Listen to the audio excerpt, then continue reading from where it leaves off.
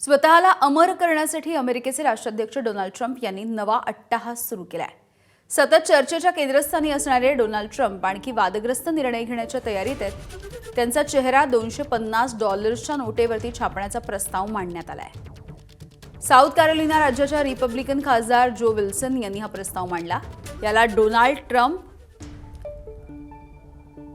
250 bill कायदा असं नाव देण्यात आलंय। नोटेच्या मध्यभागी ट्रम्प यांचा चेहरा असणार आहे आणि यावरती ट्रम्प आणि अर्थमंत्री स्कॉट बेसेंट यांच्या स्वाक्षऱ्या देखील असू शकतात।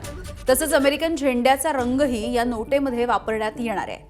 या नोटची डिझाईन इयान अलेक्झांडर नावाच्या कलाकारानं तयार केली आहे आणि या प्रस्तावामुळे अमेरिकेमध्ये सध्या एका नव्या वादाची ठिणगी पडली आहे।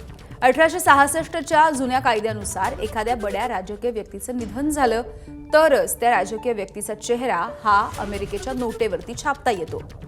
व्यक्ती जिवंत असताना चेहरा नोटेवरती छापण्यासाठी सक्त मनाई आहे। हा नवा प्रस्ताव मंजूर करण्यासाठी अमेरिकन संसदेला नवीन कायदा संमत करावा लागेल। सध्या नोटेचं डिझाईन छापण्यासाठी सरकारी छपाई विभागावरती दबाव देखील टाकला जात असल्याचा दावा केला जातो आहे।